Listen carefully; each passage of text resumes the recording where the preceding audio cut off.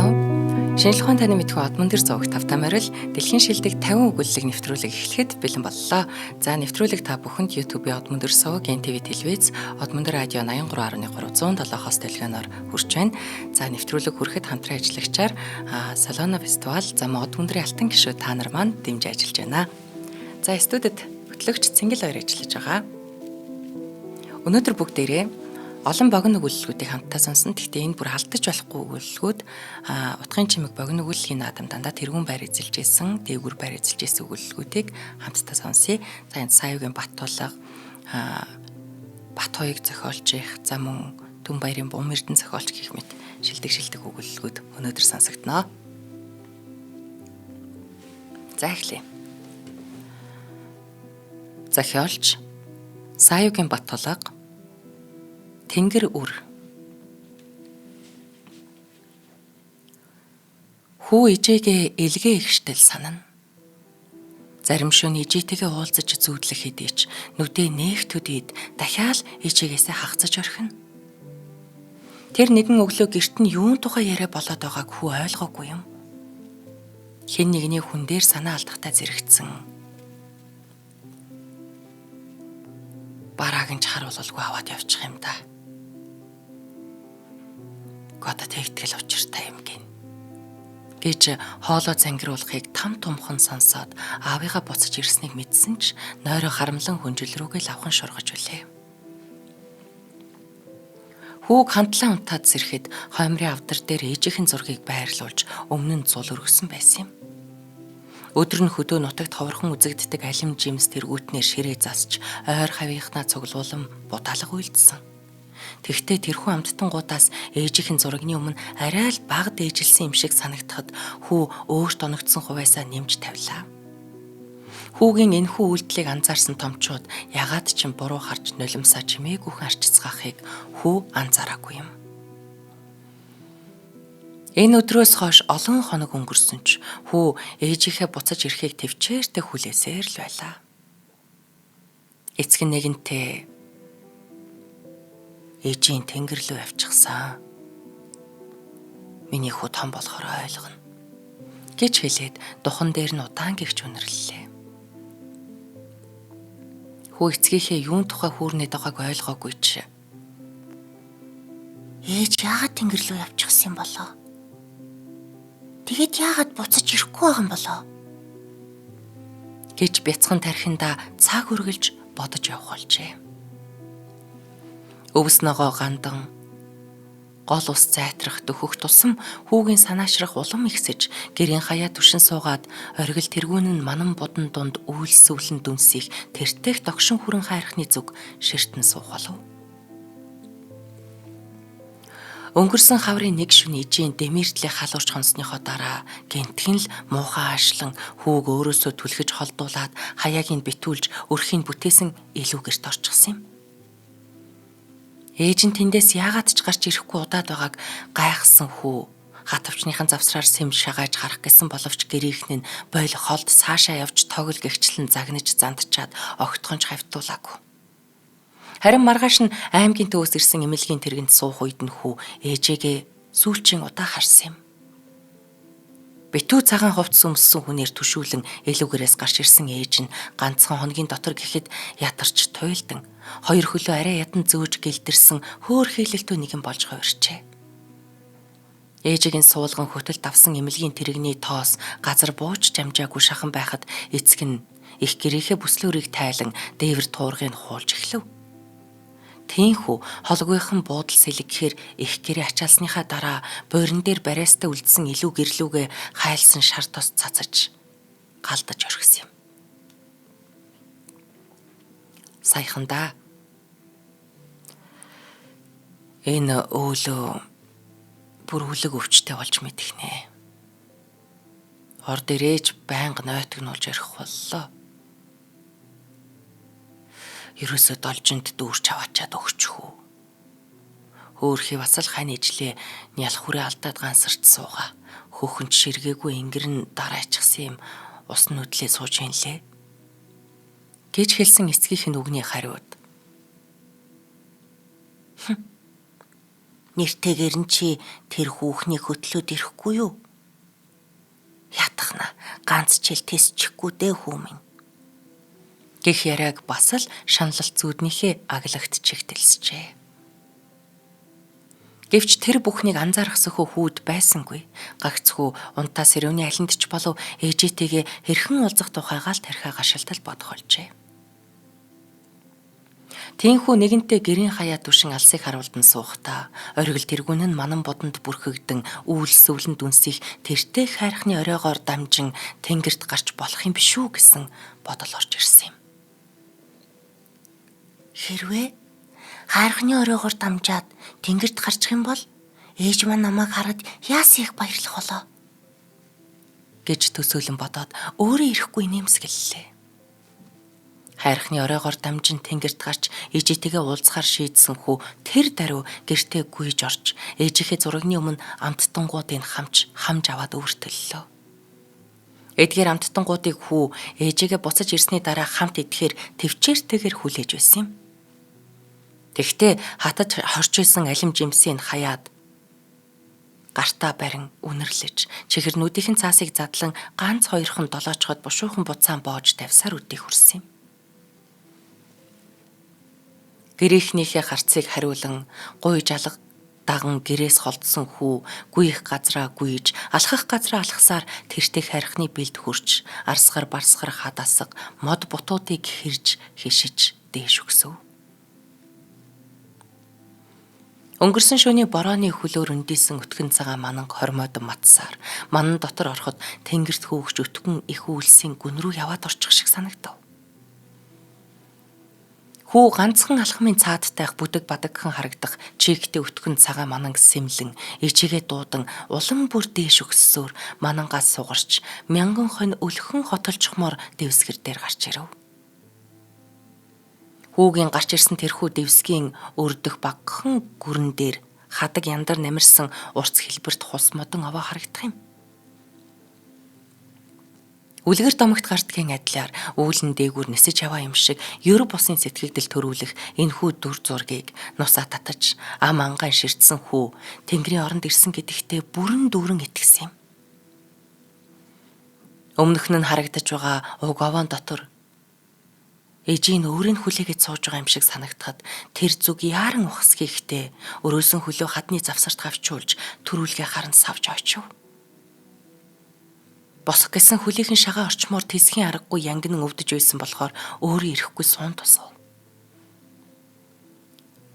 Нулимстай нүдээ гарынхаа араар шудраад харц гүйлгэн лавлаж харвал гутлынх нь хоншоор хажуу тийшээ эргэчихсэн нэг л эвгүй харагдах юм.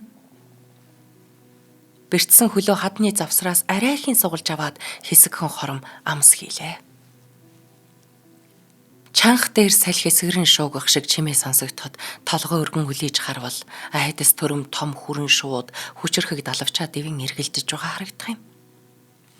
Хүү махчин шуудын хоол болохгүй тулд шүд зун өндийж тэсхийн аргагүй янгинан өвдөх өрөөсөн хөлөө чирэн цааш хүчлэн мөлгсөөр овооны үүдэнд хүрч доош навсайн унжсан олон өнгийн хадагны үзүүр доогоор толгоогоо шургуулan дотогш шагааж харав. Гэвч тэнд ээж нь байсангүй.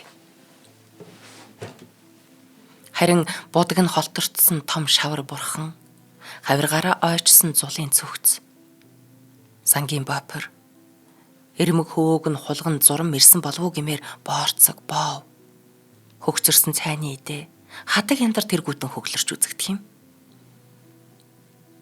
Ээж нь тун удахгүй, бүр мүдхэн хүрээд ирэх юм шиг санагдахад эндээ овоон дотор хүлээхэр шийдэв. Хүлэн тэсхийн аргагүй өвдөн. Хүү арайхийн зүтгэсээр босго даван дотогш ормогцоо өвөртөлж ирсэн амттангуудаа бүгдийг гарган тахилын хавтгай чулуун дээр тавиад төрүүлгээ харсан чихтэй биеэ сул хаян нүдэ анлаа. Хорон мөч өнгөрөх тусам хөлийнх нь өвчин улам бүр нэмэгдсээр хамаг бие халуурч эхэлсэн тул сүүлдээ унтаа сэрүүний алин болохооч мэдхээ болов. Нэг мэдэхнээ гангийн халуун наран дор ангамл их элсэн цүлийг гэтэлж явхаагаад аман тэсхүүе бэрх цангах юм. Ар шаналууга ганцхан балга устайсан бол тэрхүү аимшигт өхмөл цүлийг өлхөн туулчгаж болмоор санагдана. Гэвч элсэн цүл хаяа хярхаггүй мэт үргэлжилж харагдана. Яван явсаар сүүлдээ эцэж туйлдан өвдөг сөхөрч амаараа шороо өмхлөн очив. Гэтэл тэртээ хүүлсийн чандаас ижээ нэсэн ирээд хүүг дээж харуулан өвөр дээрээ толгойг нь дэрлүүлв. Хүү ижигээ хараад уруулаа өмөлзүүлэн хүзүүгээр нь тэрэх гэсэн боловч гар нь хүлээстэй юм шиг хөдөлж өгөхгүй юм. Ээж нь дээлнийхээ ингэрийг яран хөхөө гаргаж эвэлсэн сүүгээ амруун тусаалаа. Туслаар шиврэн шиврэх зөөлөн амттай сүүнд амныхан цангаа баг багаар тайлагдаж эхлэв.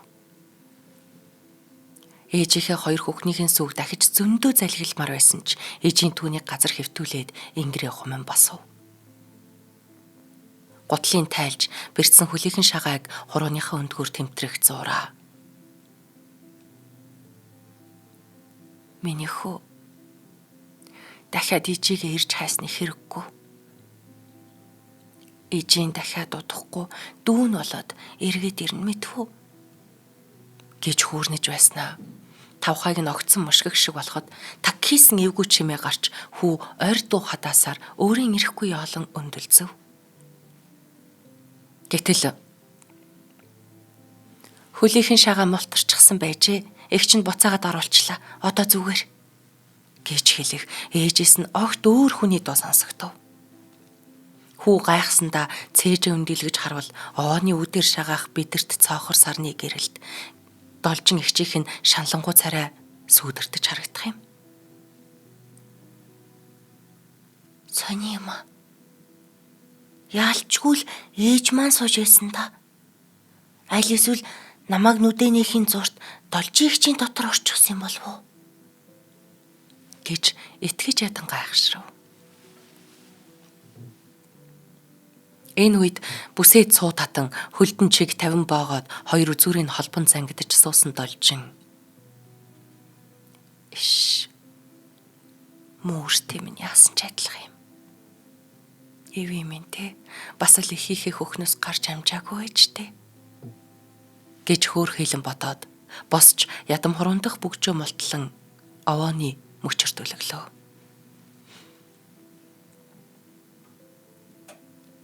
Должин өдөржин байж суух газраа олж ядахта аргал түүхний ирээдлэр араг үүрэн гэрээсээ гарсан ч ганцаархнаа уул өд өксөж яваа хүүг олж харсан даруйда араг савраа хээр орхиод зүн совинда хөтлөгдөн хол саахалтын зайтай дагаж явсаар ман руу оруулан барааг нь алдсан ч хайрхны хад чулуу бүрийг нэг жиг шахам ирж хайсаар сая л олж ирсэн нь энэ юм. Должингийн үйл хөдлөл бүрийг нүд салгалгүй дагуулн ширтэж байсан хүү нааш эргэхэд чичирхийлсэн хоолоогоор ээж гэж тэсэлгүй дуудаж орхив.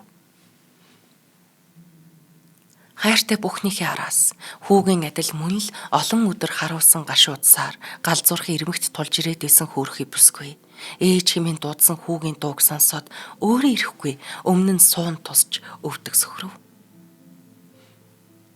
Ухаан санаан дайвалзах мэт болох үед зүүдний тэртээ додсон үрдээ амь тэмцэн тэмүүлэх мэт. Үр минь, хүү минь гэж үглэж нулимсаа асгаруулсаар хүүг тэрч авав. Нэвтрүүлгийн хамтран ажиллагчаар удахгүй Казахстан улс Алматы хотод болох гэж байгаа Солоно фестивал руу аялал зохион байгуулж байгаа хамт олон маань дэмжиж ажиллаж байна. За тэгэхээр энэ зүүн Казахстан улс дэлхийн хэмжээний хөгжмийн фестивалийн төв болоод олон улсын супер оддыг нэг тайзан дээр цуглуулах гэж байна. Дэлхийн түвшний шоуг та бас биеэр мэдрэх хор боломж шүү.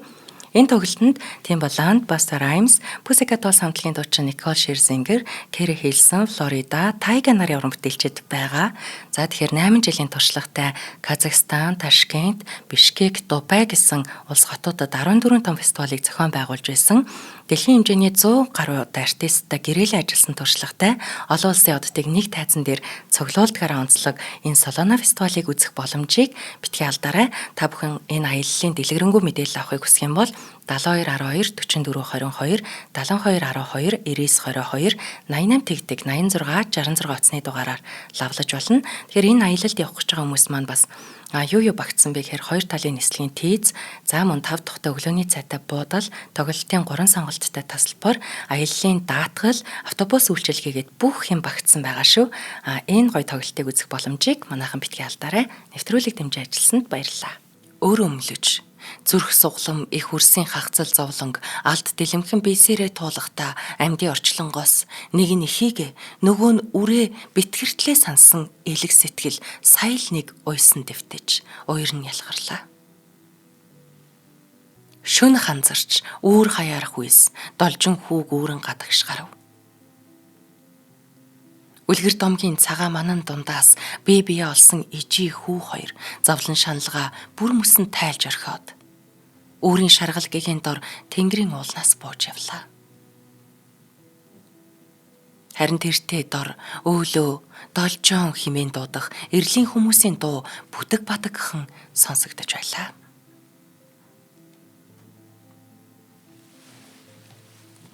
За энэ өгүүлэг энэ хүрээд өндөрлөж байна.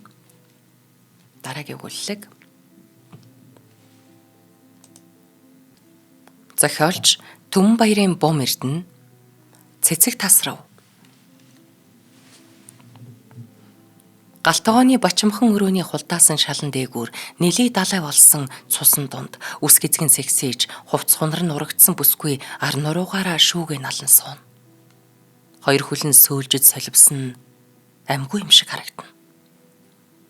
Бүсгүйн төрхөн биеийг хүйтэн мэсээр хайр найргүй сийчсэн байлаа.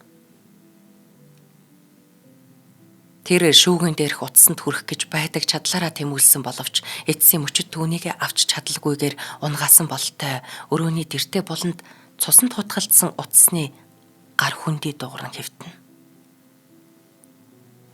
Өөрийгөө л арай гэж дээш татан хоёр гараараа шал тулан суужээ. Өрөөнд юмс ундуй сундуй хэвтэх хагаад хин нэгэнд түүэгцэн нь илхэн. Энд нэгэн аимшигт алалгын нүд хальтрам зураглал тодорч халуун цусны ихэн үнэр өрөөгөр нэг тархах юм. Бүсгүй үе шазав татвхийн шаналгаат дуугаар амандаа гиншин. Тэр ухаан орж байгаа болтой. Ямар нэг юм хэлэх гэсэн шиг ам нь үе ангалзавч цустай шүл савирч мөг өрсөн хоолой нь хэрчгнэн дугарна. Завхиа арайхийн өргөж эргэн тойрноо улангассан улаануудээр хаяа нэг сүрхийг харснаа төтөлгүй завхиа буулгах аж. Харин бүсгүйн оюун санаа энэ би энэ шаналлаас салангад оршиж буй болтой үл ойлгогдом тасалтан гिच гэлээ элдв бодлыг зураглан урсгана. Ямар сони юм бэ? Миний эргэн тойрон нэл цус байх юм. Гарт мэдрэгдэж нүдэнд харагдаж байна. Энэ цус бүлээн байна. Гэ бүр халуунч гэмээр юм уу? Нэр эн чинь миний цус байна штэ. Хоёр гар маань цусны дунд байгаа болохоор би халуун гэдгийг мэдрээд байгаа юм байна л та. Эрдэнэ намайг миний халуухан бүсгүй гэдэг байж билээ. Би тэр үедээ халуухан ч байсан билүү хэмэдлээ. Би яагаад Эрдэнэг бодоод байгаа юм болоо? Очиж бүр ийм үед шүү. Тэр намайг хайрлаагүй штэ. Гүй хайрлсан юм байна. Зүгээр бид хоёр ойлголцоогүй юм байна. Ямар л хайрлаагүй дээ бидний дундаас тийм хөөрхөн охин төрөх юм бэ? Миний охин надаас тасран унахтаа бас л ийм халуухан бүлээхэн байж үлээ. Их барьж авсан юмч охины манд гарангууд хевлээ даяр маань тавьсан. Тийм болохоор би халуун байсныг мэдчихээн. Яг энд. Бүсгүй хевлийн тус газраа аажуухан нүд гүйлгэн харав. Хүүе, энэ чи яачихсан бэ? Цус гарч байна. Юу лээ? Яагаад? Нэрээ тэр намайг утгалсан штэ. Эхлээд зогох шиг л болсон. Би мэдээгүй. Тэгэд гараа буцааж авах үед нь цустай хутга атгсан байгааг нь би харсан юм байна.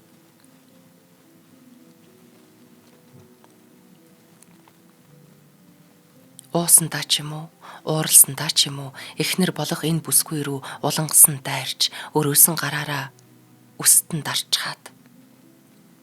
Ингээд далд ор, ирсэн там руугаа арилж өг гэж орилж, зогсоо зайгүй балбаж байсан. Тэрний хутгатай гараа дахин явуулахтал хутгалж байна гэж ухаарсан ч нүд нь улаанаараа эргэлдэн цагаан шүлсээ савируулан хашгирах тэр солонгос ирийг хөөхий бүсгүй зогсоож дийлхээ нэгэнд өнгөрсөн байв. Яг халуун төмрөөр хайрч байгаа юм шиг. Нэг их хорсоод. Тэгэд гол руу нэг юм зурх шиг болсон. Орхотооч тэр. Гарахтаач.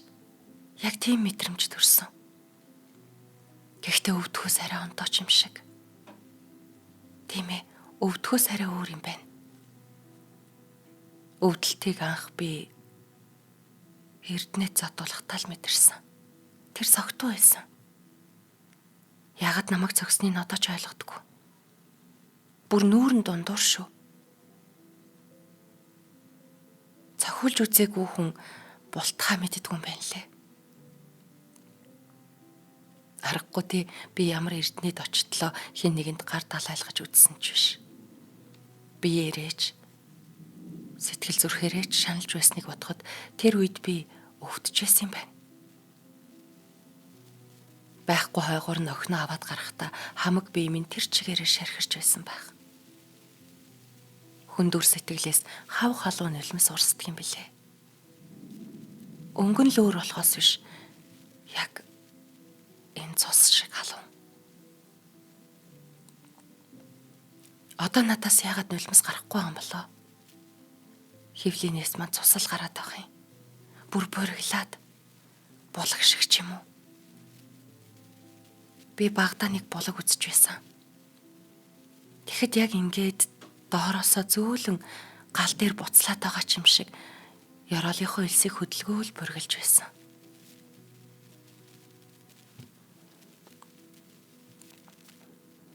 Гэрт саяхан юу ч болоогүй юм шиг нам гүн болжээ. Гагцхүү бүсгүйн хүнд амьсгаа хаа нэг ихэр татан хуржигнэх дуу сонсогдно. Бүх юм болоод өнгөрсөн хойно нэг амар амгалан ноёлдог шиг бүсгүйч гэсэн саяхан болоод өнгөрсөн аим шиг одоо өөрт нь юур хамаагүй юм шиг. Хамаатай байлаач гэсэн бүсгүй яаж чадхаасаа өнгөрсөн. Хүн өвхөлгөгчтэй нүүр тулчхаар ингээд цайрчдаг байж болох юм. Энэ нүхийг ядаж гараараа тарчих юмсан. Гар хөдлөхгүй. Хөдлөхгүй ч байх үгүй. Гараа авахаар хажуу тийшээ би унчих гээд ах шиг байна. Нүднээс маань өөр юм хөдлөхгүй юм байна. Гэхдээ яг уг нь галтгооныхоо шүүгийг нуруугаараа налсан л юм байна л та. Гэхдээ нуруу гэснээс нуруунаас бас халуун оргиод байх юм. Юу юм болоо? Нэрээ тэр намайг эхлээд араас зогсон штэ. Араас хутгалсан болов. Хэрвээ тэгсэн бол хамгийн өөдгөө цантаа харахгүй л харь хүнээс гарах зам байх. За мэдэхгүй. Ямар ч байсан цусан дундал сууж байна. Би юу н яас их цустай юм бэ? Минийч гэжтэй. Аавч хоёрын маань цус гэсэн үг. Үнэндээ олон өө эмээг их гэд бүр цаашлах юм байна л та. Гэтэл би гэж амтан хайр хол хүний нутагт авчраа тасгачих гэж. Хайр юм. Би хөлөө яасаа эвгүй эргүүлээ суучихсан юм бэ? Ичмээр юм бэ? Яг л охиндоо авч исэн Барби шиг. Охин маань хөлн нугардаг жинхэнэ Барби гэж захиад байсан. Тэгэхэд би тэрнийг явуулж амжаагүй байгаамсан. Миний охин яас их баярлах байсан бол. Баярлаад инээхээрээ эрдэнэтэй муу адилхан шүү. Миний охин эмээгийнхээ мөөмийг тэмтрээд унтдаг гэсэн. Ивэтэй үр минь.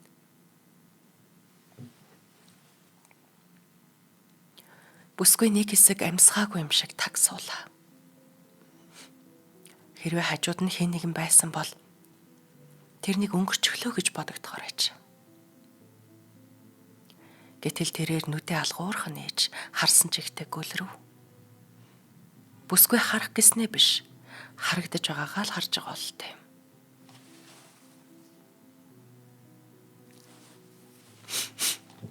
Гэвч ухаан бодол бие цогцост огт хамааралгүйгээр оршино. Сая энд яг юу болсныг санахгүй юм. Нэг их орилон, хашгиран, дуу чимээ, тэгээд учир зүггүй улаанаар эргэлдээд өнгөрсөн санагдчих.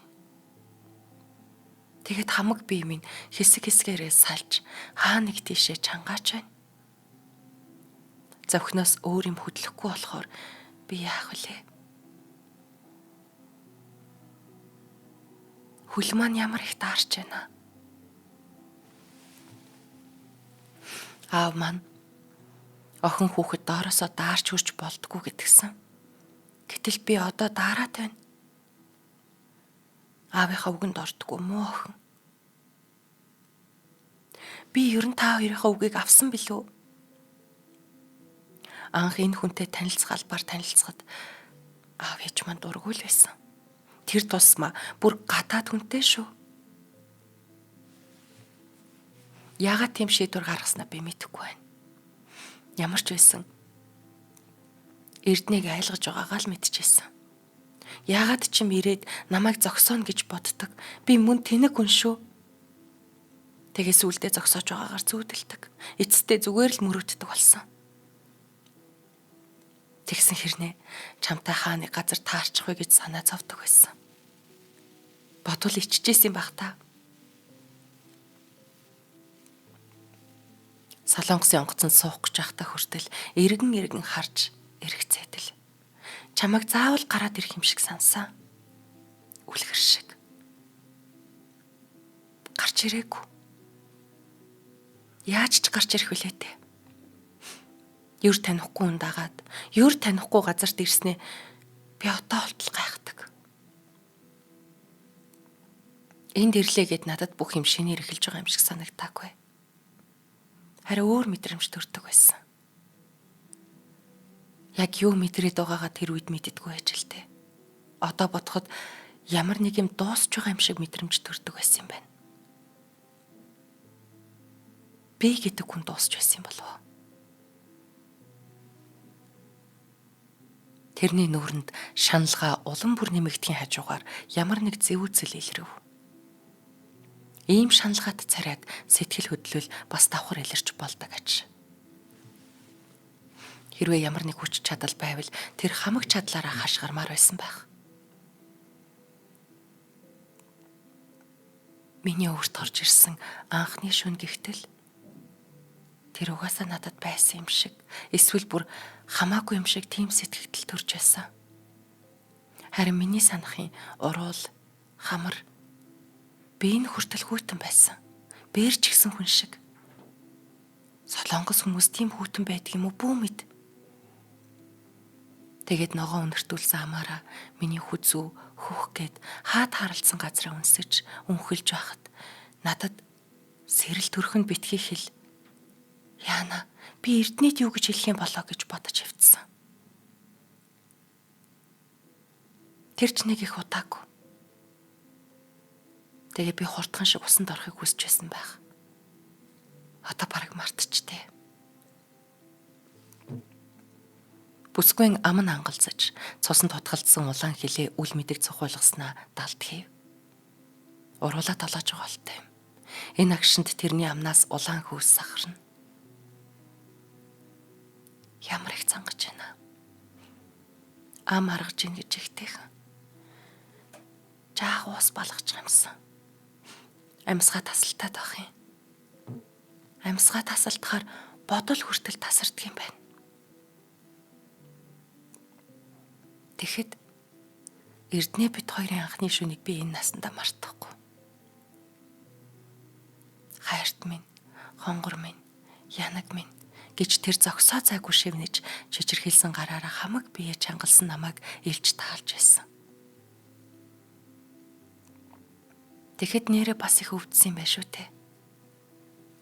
Миний амьдралтаа мэдэрсэн анхны өвдөлт тэр юм байна. Тэм нэг тэр гихийн аргагүй жаргалтай өвдөлт. Би жаргаж байсан хэрнээ маш том нулимс гаргаж үлээ. Тэгэхэд чи минь хуруугаараа арчаад нүдэн дээр минь үнсчээсэн. Би санаж байна. Хүн гэдэг яагаад ингэж үргэлж өнгөрсөн хойно нь харамсах тавилантай байдаг юм болоо? Бүсгүй хүчлэн байж хүзүүгээ үл ялэг хөдөлгөв. Тэрний би өөрт захирагдхаас нэгэнд өнгөрсөн бололтой. Хамаг биеэр нь халуун шатаж, үе үеэрээ салж байх шиг санагдав. Усны цорог нүдэнд харагдаад байгаа хэрнээ очиж чадахгүй юм.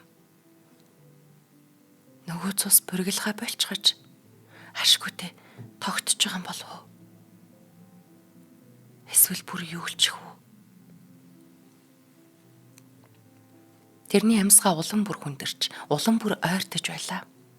Тэрнийг амьсгалах тоолонд хэвлий дээрх шарх болгоноос нь улаан хөөс ээлжлэн бүм бэлдэнэ. Натаас улаан хөөс гарч байна. Яг нөгөө хүүхдийн хамарнаас гардаг чийдэн шиг инээдтэй юм бэ. Бүсгүй дагжин чичирч эхлэв. Нэрээ ямар их таарч байна. Энэ их тунсан цус натаас гарчихлаа гэж юу? Итгэмээргүй.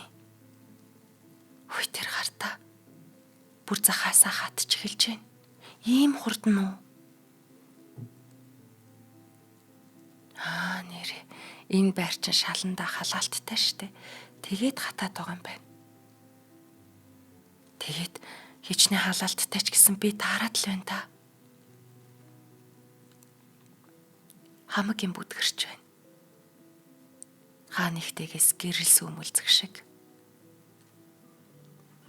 Тэрний амьсгаа улам холдсоор удааширсаар.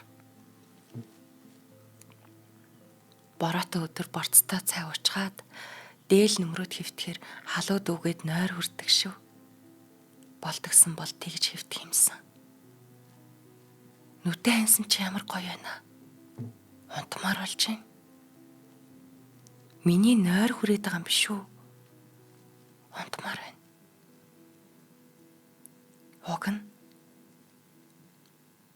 Охиндоо авсан Барбигаа явуулчихсан бол. Бүсгүй би сул унлаа. Одоо хинч харсан тэрний биеийг амьтаа гэж харж чадхааргүй болжээ. Би дийлэхгүй нэ. Жаах унтъя. Тэгэхэд энэ гэрэл улам тодроод ах юм. Нэг их гүн амьсгаа авчихмаар ч юм уу? Хацар дээгүүр халуу өргөж гин. Бүсгүй эцсийн удаа нэг их дуутай ихэр татлаа. Хоёр гарын тулхаас өнгөрч хэдэн мөчин чичирхийлэхэд шүүгээ түшсэн би үл ялэг гулгав. Бүсгүй төрхөн хүзүү толгоогоо даахгүй мөрөн дээрээс сул унахад хагас ансан нүднээс нь томоо гихчийн нулимс газар дагмарсан. Юун их гэрэлвэ? Хаанаас тусаад байгаа юм болоо? Би ийм их гэрэл дунтаж чадахгүй штэ. За энэ өгүүлэлэг энэ хүрээд өндөрлөлөө. За өнөөдрийн сонссон өгүүлбэрүүд маань жоохон хар бараан талдаа санагдсан байж магадгүй. Гэхдээ уран зохиол бидэнд хэтэрхий жаргалтай явж байхад бас газарт буулгаж гонигтай хар усалтай сэдв рүү за эсвэл хэтэрхий гонигтай байхад дээш нь татаж сайхан аз жаргалтай мөчүүд рүү аваач чаддаг.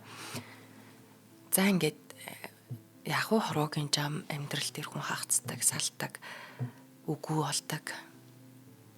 Гэхдээ энэ эхийг алдсан хүүрхийн хүүгийн сэтгэл дээрэс нь тэр ямар нэг харилцааны шарх идэггүй байхад эхлүүлсэн өрөөсөө асуугаагүй тэр харилцаа эрүүл биш сэтгэл зүгээр эхэлсэн харилцааг яг уу гадаад Монгол хүнтэй суусан гэдэг утгаараа биш зүгээр л ер нь сайн танаагүй байж байгаа харилцаа эхэлсэн тэр харилцаа бүр тодорхойгоор ямар алдаа авчирч болохыг бас энэ дээр өгүүлж ах шиг байна. Тэгэхээр хүн болгон яг уу сэтгэлийн шархтай. Тэр шарх эсрэг хүндээ үнэхээр та татагдаж хайрлж чадаад байна уу? Зөгцөөд байна уу? Биш зүгээр ганцаардсандаа, нөмөр хайсандаа ямар нэг байдлаар харилцааг сэтгэл зүйн шарх идэггүй байхад эхлэх ийм биш юм а гэхэд бас олон сөрөг хэцүү талуудтай байдаг. Ганцхан өөрт чинь биш өөр бусдад ч гэсэн. Тэгэхээр бид бас өөрийгөө чагнаж дотгошоогоо нэг жаахан чимээлж юу болж ийн яаж ийн гэдгээ мэдэж шинжиж сурах хэрэгтэй байна. Сэтгэлийн үлдээгээрээ яг уу энэ өгүүлэлгүүдээр гарсантай адилхан зовлон адилхан асуудал танд байхгүй ч гэсэн зүгээр та хүний сэтгэл зүй нэг юм ганцаардлыг даван туулах ямар аргууд танд байдаг вэ? Та чаддаг уу? Та өөрийгөө биенгүүл тайвширдаг гэдэг арга олсон уу? Энэ талаараа бас комент үлдээвэл баярлалаа шүү. За ингээд нэвтрүүлэг маань энэ хүрээд өндөрлөж байна. Шинжлэх ухаан тань мэдхүйн од мөндөр сууг та бүхэндээ дэлхийн шилдэг 50 өгүүлэг нэвтрүүлгийнхээ 7 хоногийн дугаарыг хүргэлээ. Нэвтрүүлэг та бүхэнд YouTube-ийн од мөндөр сууг, NTV телевиз, од мөндөр радио 83.3 107 хос толгойноор хүрлээ. Нэвтрүүлэг хүрэхэд Солоно фестивал мөн од мөндрийн алтан гишүүд та нар маань дэмжиж ажиллаа. Студид хөтлөгч Цангил баяр ажиллаа. Дараагийн нэвтрүүлгээр уулзъя.